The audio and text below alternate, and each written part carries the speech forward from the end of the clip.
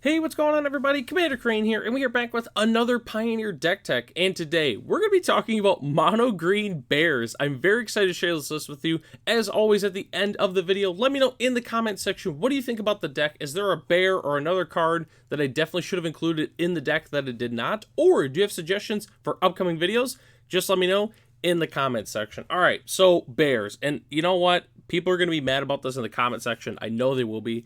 There's no actual bears, like 2/2s for 2 in this deck. There's no like actual bears. There are obviously the creature type bears, but no regular bears. So I know people were going to mention something like, oh, there's no true bears. So I just wanted to get that out of the way. So, okay, let's go ahead and take a look at the actual bears that we're playing in this deck. So these are all the bears that we're playing currently, because I'll be honest with you, there's not a lot of bears in Pioneer. These are definitely the best ones by far. So we're playing 4 copies of Goreclaw, 3 copies of Surrak and Goreclaw, and 3 copies of Lumra. I think I said that right. Lumra, Bellow of the Woods, brand new card from Bloomburrow. So, all right, Goreclaw is the original one there. I really like this card. Our creature spells with power 4 or greater cost 2 less to cast, which is just awesome. And then it has that really good attacking ability.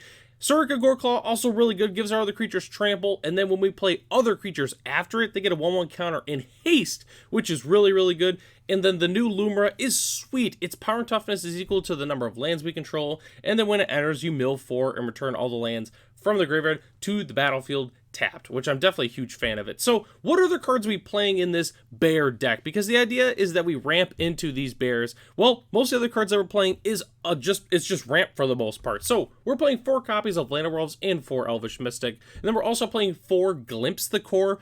I was originally playing, I think it was Sylvan Caryatid, but I decided to play Glimpse the Core just because we want to put lands into play, which makes Lumra really, really good, just because, you know, Lumra's a really sweet new card. You know, I mean, it's got pretty good stats, and then if we get Surrak and Goreclaw, it can be just this huge monstrosity with trample. So that's why I decided to just play Glimpse the Core instead of Sylvan Caryatid. And then the rest of our ramp package here. We're also playing 4 copies of Topiary Stomper and 2 Beanstalk Giant. Topiary Stomper is a fantastic ramp piece. Obviously, once we get enough lands into play, it can start attacking block. We have to have 7, but that's not really hard for our deck to do. This card's also really, really good for another card that's on the next slide. It makes sense why we're playing more Topiary Stompers than we are Beanstalk Giants, but I do like Beanstalk Giant regardless. It's still 3 mana. It's a nice ramp piece, and then when we have all that extra mana lying around, we can just go ahead and cast it for the creature side, which is pretty good.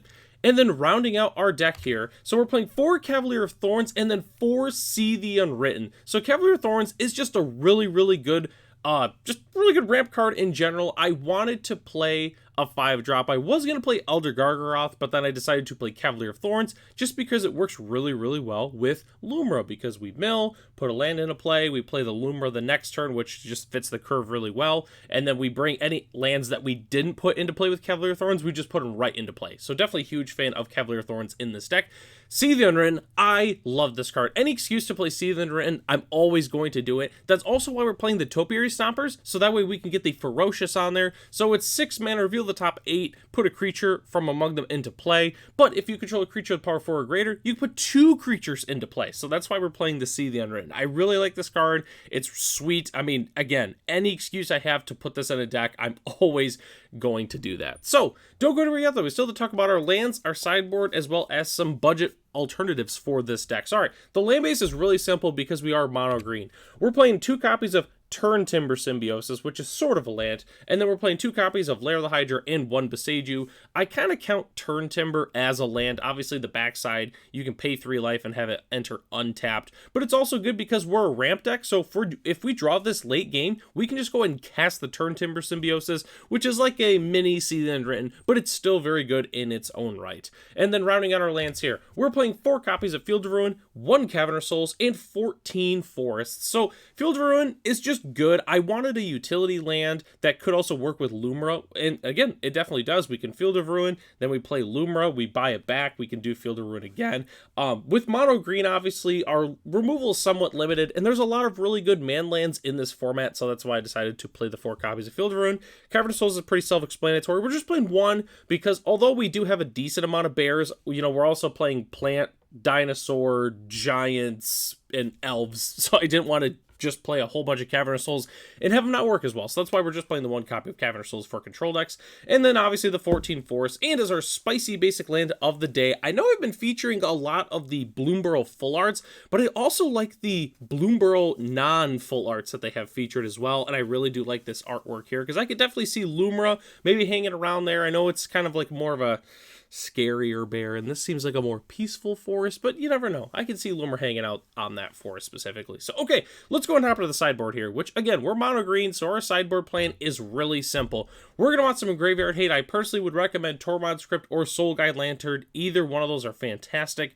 We're going to want some removal. I think Tail Swipe is our best option because it is an instant. You could also play Hard Hitting Question, and I also really do like Bouncer's Beatdown. I think that's also a fantastic option. We're going to want some Vampire Hate. I personally would recommend some number of Pick Your Poisons and Pithing Needles. I would probably play at least 3 Pick Your Poisons, probably 4, just because Vampires is everywhere, but it's also a really good Naturalize effect as well. And then the last card I've got on here is Scavenging Ooze. Scavenging Ooze is a really good in a deck like this, especially when we're making boatloads of mana. You know, in a turn where we don't have like a big fatty we can play or something, we can just go and play Scavenging Ooze and just eat an entire graveyard, gain a whole bunch of life, and it's just really, really good. I really like Scavenging Ooze in decks like this, and that's why I think I'm playing 2 copies on my sideboard. But if you want to know exactly what I'm playing in the sideboard, you can always check out the links in the description below, which has like my sideboard and everything like that. So, and the last thing we have to talk about is the budget options for this deck, which I'm going to be honest with you, there's really not a lot. You can play more basics, you know, cut the Boseiju, cut the Cavernous Souls, cut the Turn Timbers if you really want to. That's really the only way to make this deck even cheaper than it already is for the most part. You could also swap Lumra, because it is the most expensive non-land in the entire deck, but the whole reason I kind of built this deck was inspiration from Lumra. I wanted to play like a really cool bear ramp deck, and this one was definitely no exception to that. So the current list is only $162 US. A deck like this is super cheap because we don't have any expensive shock lands or any pricey dual lands. The most expensive card in the deck is Boseiju and Cavern. You cut those, this deck is incredibly cheap. I was able to get it down to $85, which is super cheap. I didn't cut any of the creatures. I didn't trim any sideboard cards. All I did was took out a couple of the expensive lands, and that's it. So if you're looking to play like a really cool ramp deck for Pioneer, you know, at FNM or with your friends, or if you just really like bears, I think that this would be the perfect deck for you. I think this deck is super spicy, and I'll probably end up playing this on Arena once Bloomburrow actually comes out here very, very shortly. So that takes us to the end of the video here. Thanks so much for watching. The deck lists are in the description below if you'd like to check them out for yourself. Huge shout out to our channel members, Ralph, Matt, Arcadius, Ray, Gary, and Sarwanoki. If you are interested in being a channel member, it's only $1 US a month. You get access to the exclusive Discord as well as other features here on the channel. So I'm Commander Crane. Thanks for watching this video, and I hope to catch you in the next one.